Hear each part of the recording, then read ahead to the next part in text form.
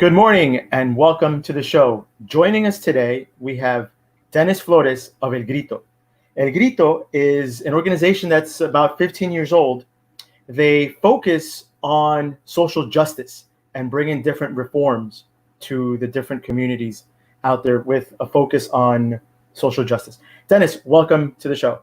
Thank you. Good morning. So I'm really looking forward to this conversation with you because now more than ever, especially with the recent things that we see on the news with regards to how the police interacts with the community and specifically people of color, I think that it's extremely important that we record the police every time we have an interaction with them. And I want to get your advice on how to do that safely, right? But even before we get into all that, do citizens have the legal right to record the police? Because a lot of times in these interactions, I'll hear a cop yelling, "Stop, don't record me," or "You can't record me," or "That's not legal." Do we have the right to record the police? We absolutely have the right to observe, document, photograph, videotape, witness a police encounter. That is something that we are protected. There's case law that has, been set precedents to ensure that right. Does that mean that the police won't engage in an illegal manner, respond in a negative way? Yeah, that's what occurs. That's what's happened, where folks pull out their cell phone cameras naturally, and police are bothered by it. So if you're not well informed, they will tell you something that is not true. And there's a case that's called Black versus Cod. And in 1977, a group of journalists sued the police department because they were falsely arrested because back then they decided to tape record and take pictures of a police encounter. And for that, they were assaulted and arrested, went to jail, and it took years for them to sue for their right to observe, to be witnesses. And it created this case that we all cite now, right? Black versus Cod, that the law clearly states as long as a person, right, is immediately attached to the area or the scene of an arrest, that person cannot be arrested or ticketed for taking photos, for videotaping, for recording, and cannot be as long as that person is not interfering with an arrest, obstructing, that person cannot be removed from that area. Even in the law states clearly, even if the person is being crude and vulgar, they cannot be arrested for videotaping and for refusing to leave. What that means is that you cannot obstruct. If there's something happening, if you're there, right? If you're already at the area, the scene of this arrest, and you're not in the middle of the arrest, and if you're not putting the officer's life in jeopardy, then you can't be told to leave. You can't be stopped from filming. You can't, and the law says clearly, even if you're being crude and vulgar. So not that I'm encouraging this, right? You got to choose your battles, but even if you're filming, videotaping, and you're cursing at the cops, you cannot be arrested for doing so. And that is the law. Yeah, essentially, they're held to a different standard, right? If someone's being rude or obnoxious, they still have to be above that and be respectful at all times is the way it should be. So is there anything that we can say, like language or anything where, like, let's say, for example, an officer says, "Stop recording, you can't record me." What can I tell an officer who tells me to stop recording? Is there something that I can say to assert my right and say, "Hey, I have a right to be here. I have a right to document what's happening"? Is there anything I can say? Exactly what you just said. I have a right to film. Okay. I am documenting what's happening here, right?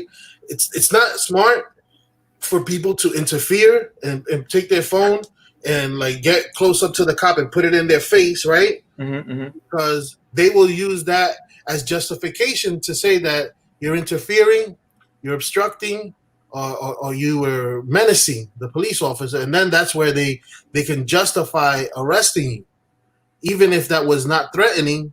The officer can say, they felt that their life was in danger, and that unfortunately is just enough for them to place you under the arrest.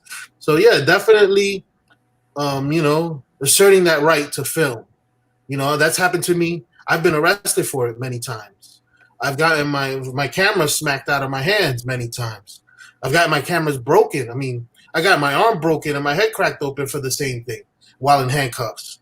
So will the police enforce a law that doesn't exist? Absolutely. They've done it.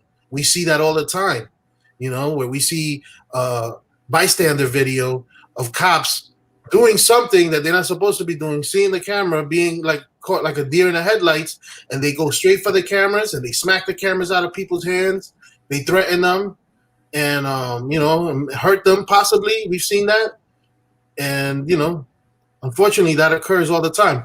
My rule of strategically how to document this is like, you have to use your best discretion when you see something. Okay, I should film. Now, am I going to be safe? Am I going to be able to film something and walk away with this evidence? And, or am I going to go put myself at risk of being arrested, have the camera taken from me and erased, and then, I took that risk for nothing because now I'm in jail and I have no evidence. Right. Which also brings up a very valid point of how do we safekeep what we're documenting, right? Let's say, for example, I've seen it in scuffles, and you mentioned it now. For example, maybe you get pushed by the cop because he's being annoyed that you're recording, and your phone or your camera drops and falls, and or it gets scuffed away. You don't know what happened to it.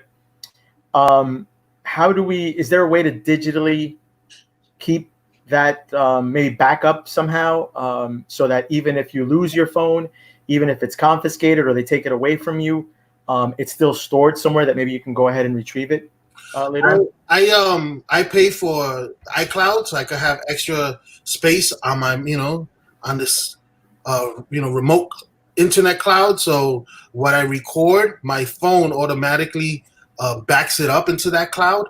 So if they take my phone away from me, that'll happen automatically. Also, make sure to put like a 6-digit alphanumeric code on your passcode on your phone. So if they try to get into your phone and, they need to enter a passcode, that's not good. That automatically, once your phone is out of your hands for a few seconds, this thing closes. And they need a passcode to get in. So that's one way to prevent them from like having access to your information. Don't ever share that passcode with them.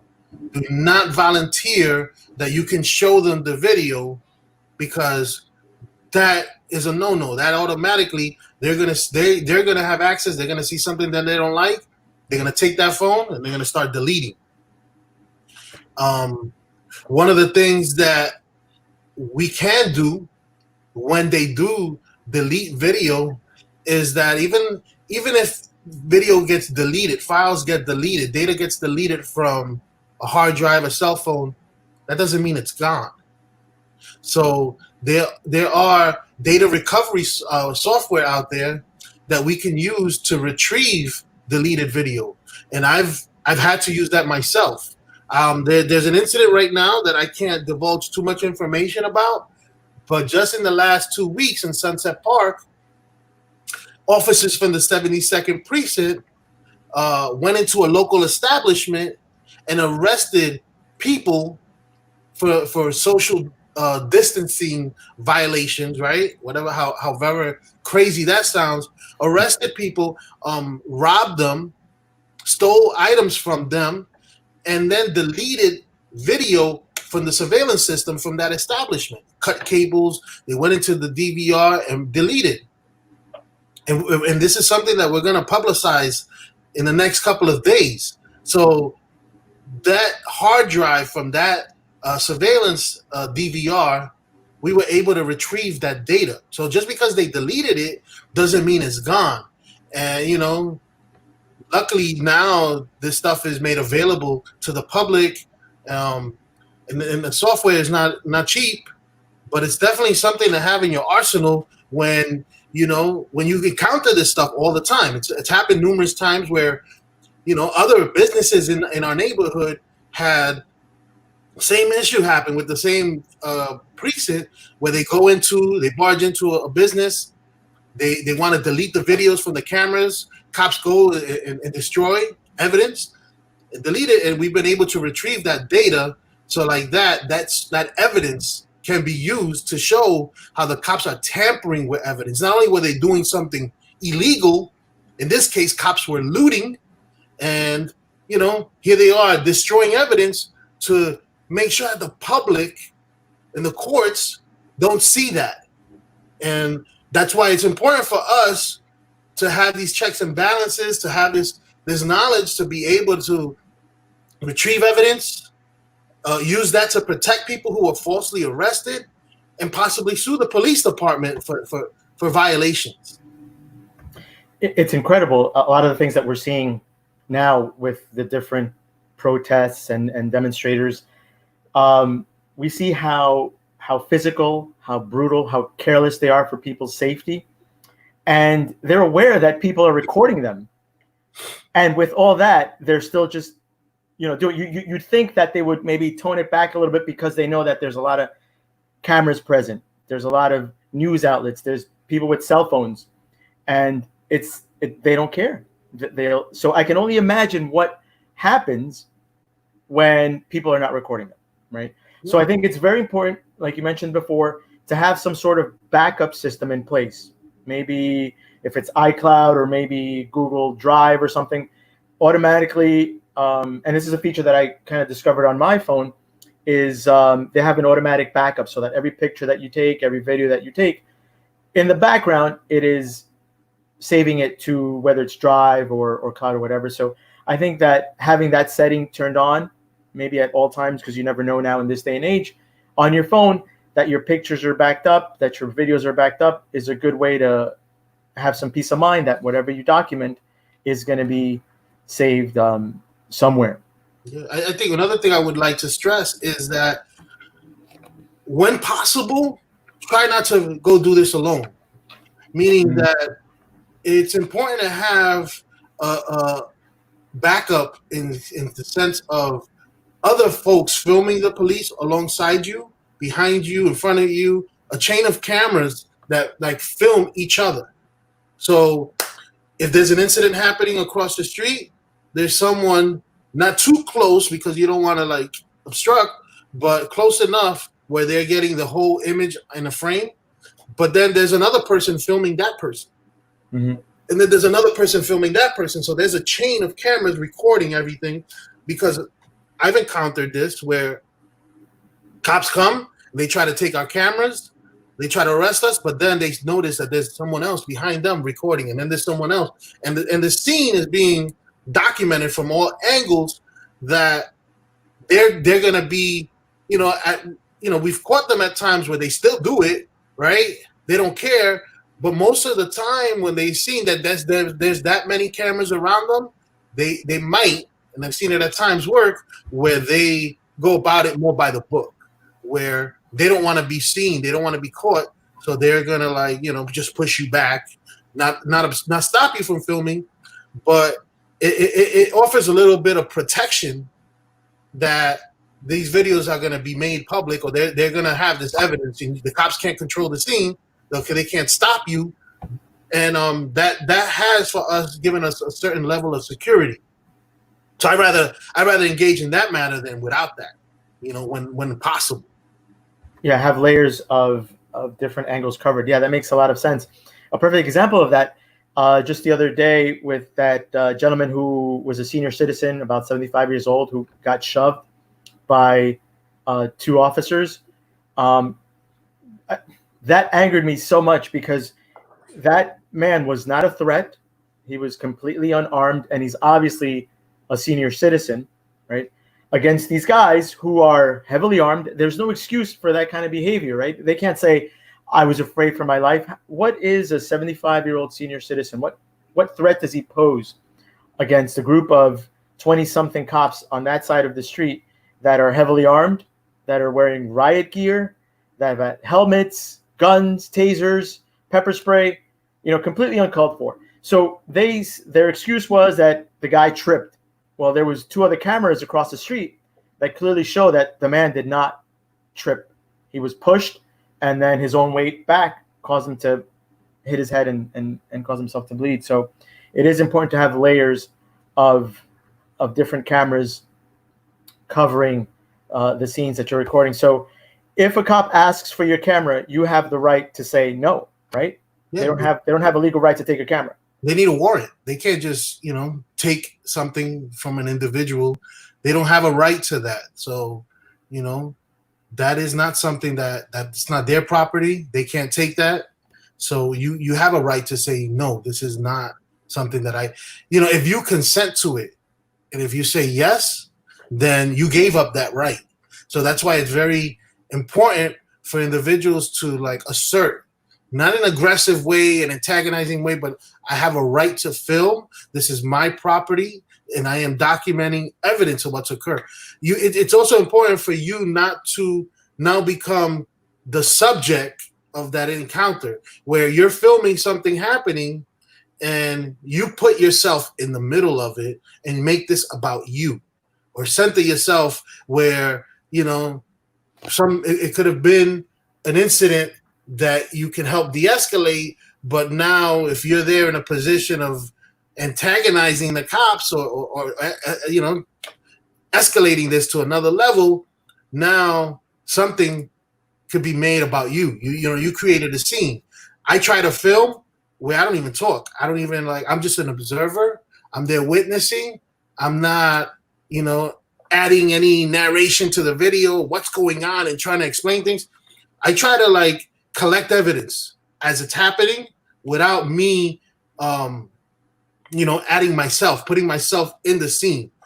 I rather let things happen as they're happening for the viewer of the video to see themselves in my shoes. I'm not interfering, I'm not obstructing, but I'm standing by and I'm observing. So what am I doing that's wrong?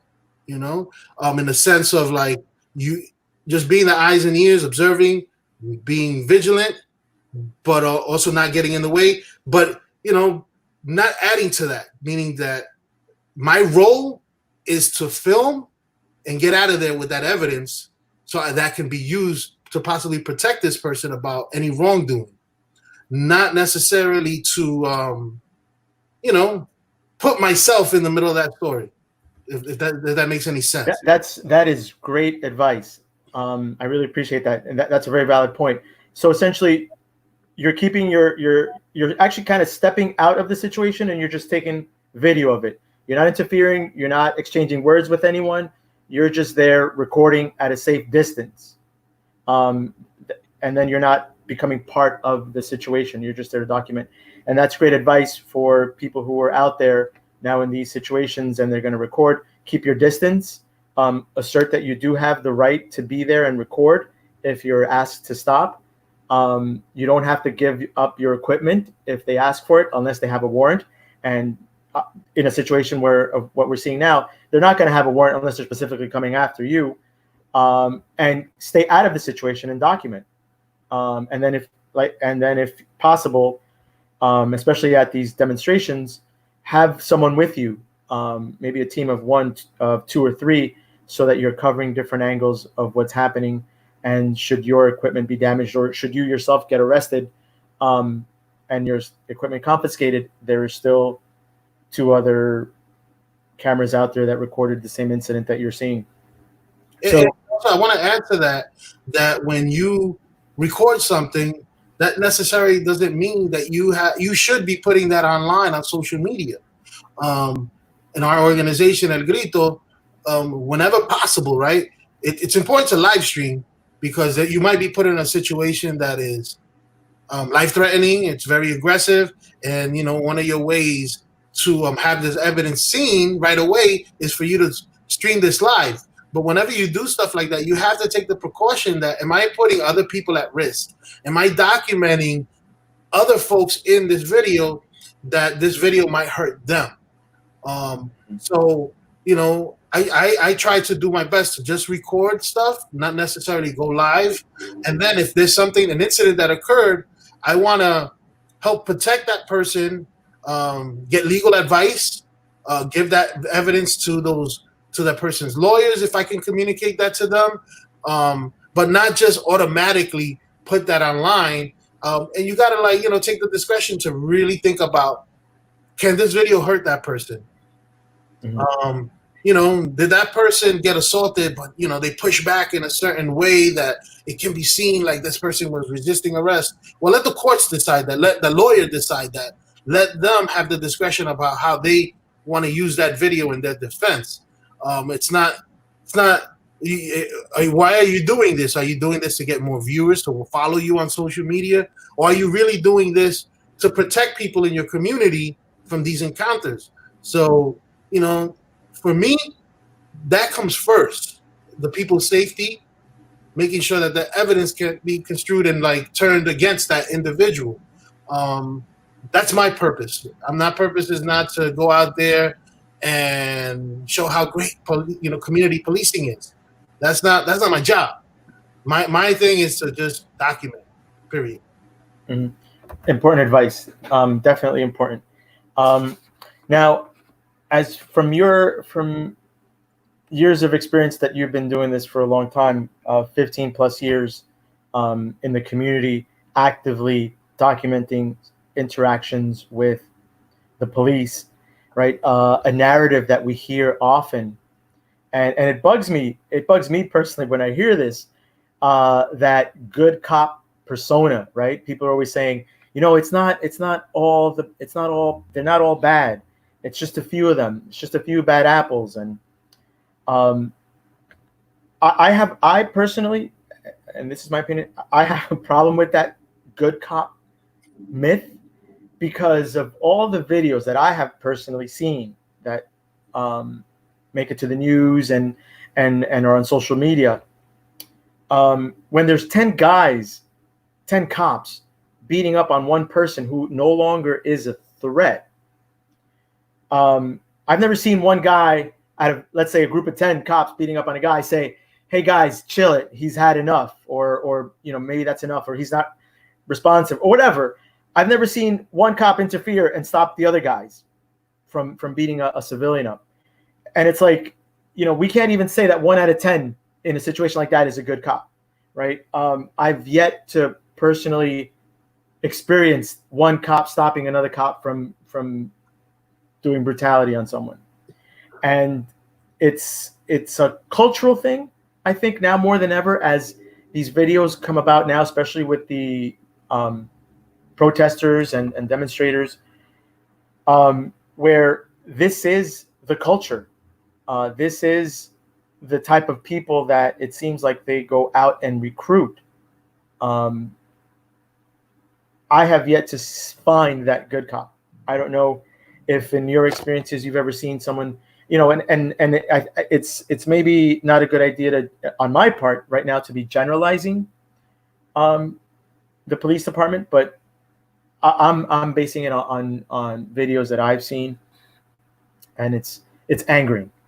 But I don't know what your thoughts are. Yeah, I partially agree on what you're saying. Where we're seeing so much of all of this corruption that we're gonna think all cops are bad. I don't necessarily believe all individual police officers are bad, because I've seen examples of what police officers should be doing, and that means that I've witnessed police officers, and I've had that experience where there are a few who have tried to challenge the systemic racism that we see by documenting corruption in the police department, by whistleblowing, by bringing about evidence of ticket quotas, arrest quotas that is being forced on by many cops, that if they don't meet a certain quota of arrests and tickets, and they're being forced or face discipline to target Black and brown communities. So we have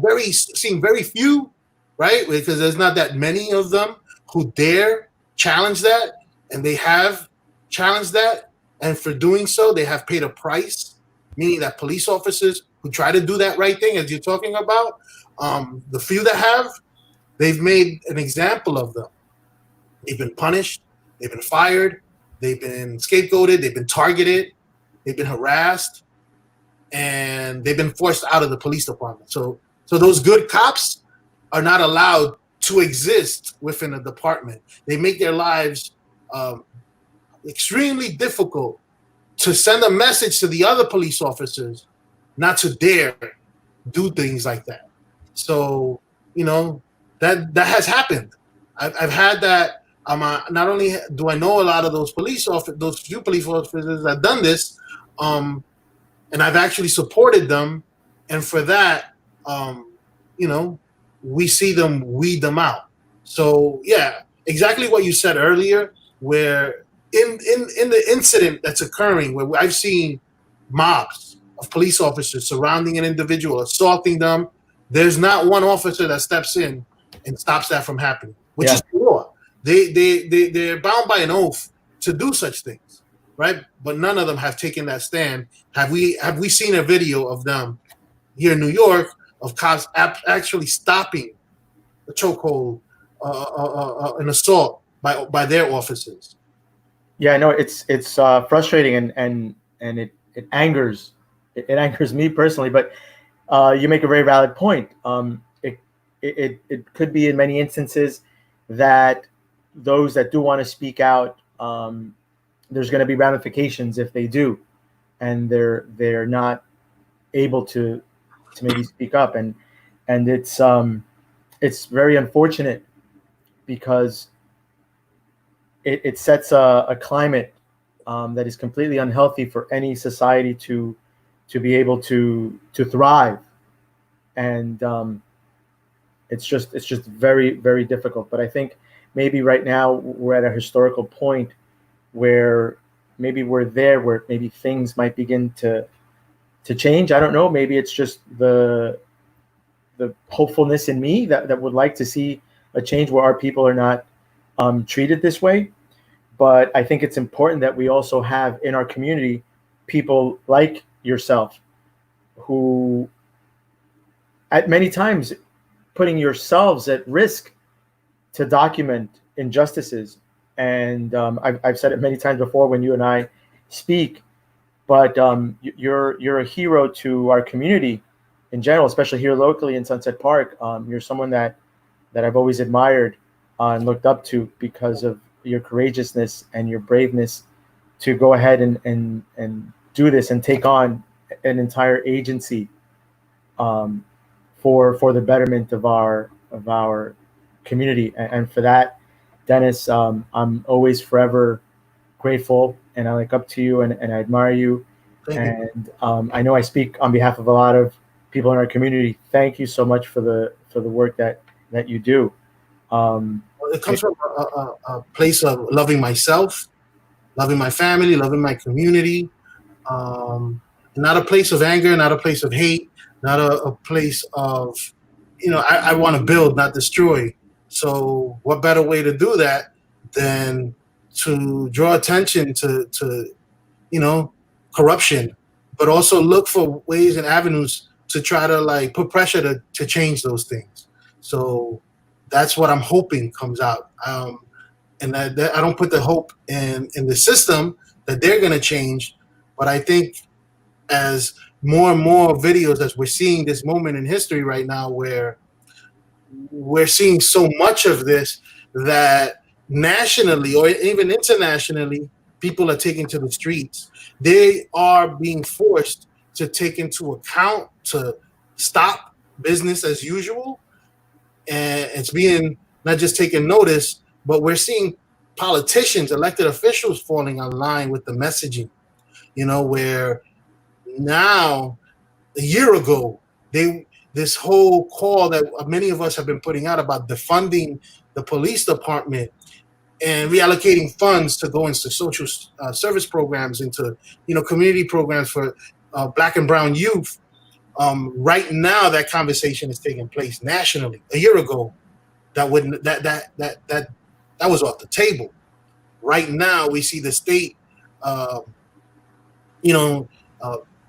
state elected officials going back into an emergency session to bring onto the table many of these causes and reforms that we've been pushing for years. That wouldn't have happened a year ago had it not been for so many videos, had it not been for all these cases, had it not been for people taking the streets the way they are these last weeks. We wouldn't be here. And we're at a pivotal moment in history that finally some of these things are starting to move forward in the sense of criminal justice reform and the changes in the laws that need to happen right now. So, and it's happening because of that pressure. So, Yep, no question about it. I mean, think about if they use even a quarter, even a third of the money that is allocated and used for example, here locally, the NYPD.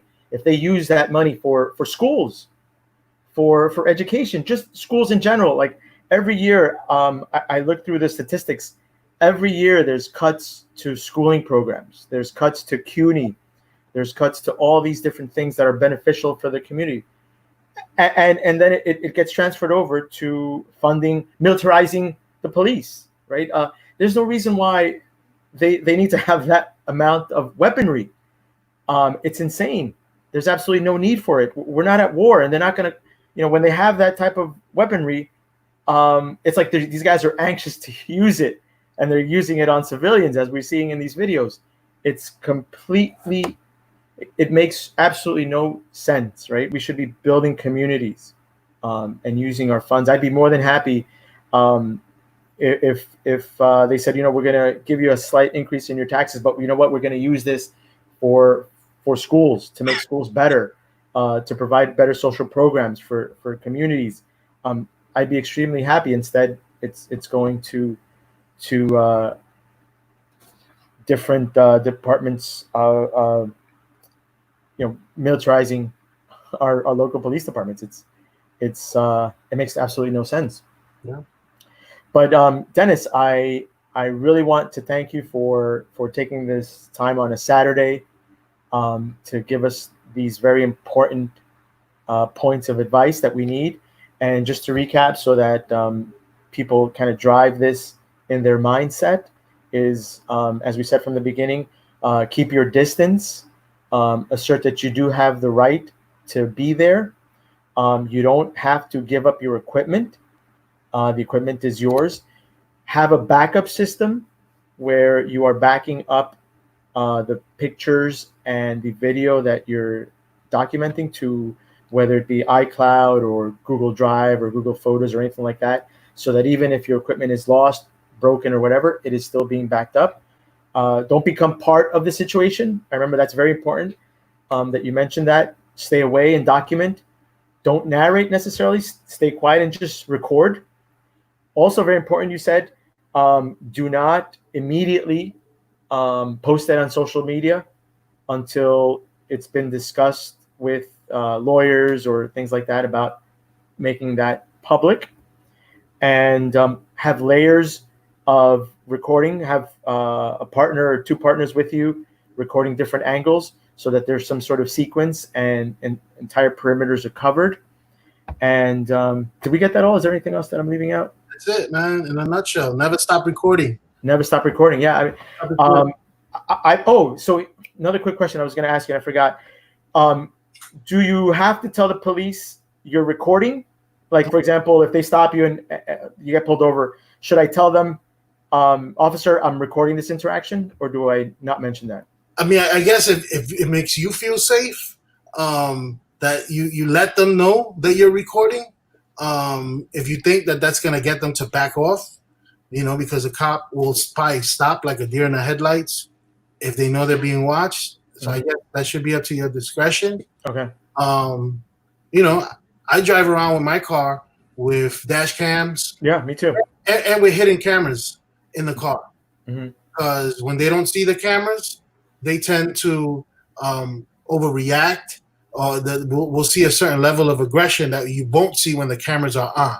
Mm-hmm. So it's not that I'm baiting them.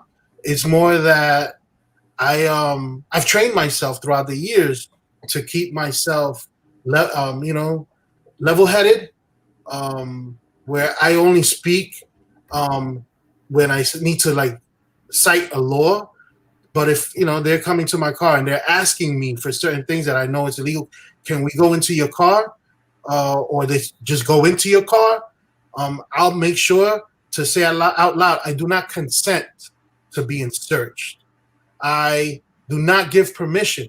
So like that, they hear a certain language that they know that they can't like turn away from. So if they continue to do whatever they do and they don't know there's cameras there, and I'm asserting my rights, not giving permission, not consenting to searches, then that's what I want to make sure that is on record. If I once I need to use that video to show that my rights were violated. So you know, you got to pick and choose the times that you want to, you know, do certain things, act a certain way, make sure you state, you know, cite laws, and you know that you have a right to film, and that those rights cannot be violated by cops because they just don't want to be filmed. Dennis, thank you. That's very important. I guess we can use our own discretion, and if you feel that it will help alleviate the situation, or maybe, like you said, have the cop back off, you can say, "Hey, I'm recording this." And in some instances, personally, I can tell you that I've seen a cop's attitude change when I've told them my dash cam is recording our interaction, and I use the line like, you know, for your safety and mine, I just want to let you know that my dash cam is recording our interaction, and then that completely changed the dynamic of the conversation, and it went from an aggressive tone that on his part to a more friendlier tone, and luckily nothing transpired, and it was you know, nothing bad happened, let's say. But Dennis, once again, thank you so much for taking the time. I really appreciate it. You do very important work in our community, and for that I am forever grateful. Thank you. And you know, keep doing what you're doing, because you're doing important work out there. Thank you, man. Thank you for the invitation. I appreciate the time to speak to the audience. Is there, if people want to know more about El Grito, is there a website that we can post somewhere where people can or support what you do? Elgrito.org, ELGRITO.org. Reach out to us, look through our archives, look through our history. It's all there, and you know. Thank you. All right. Thank you very much. All right, Dennis, it was a pleasure. All right. Be well. Take care of yourself.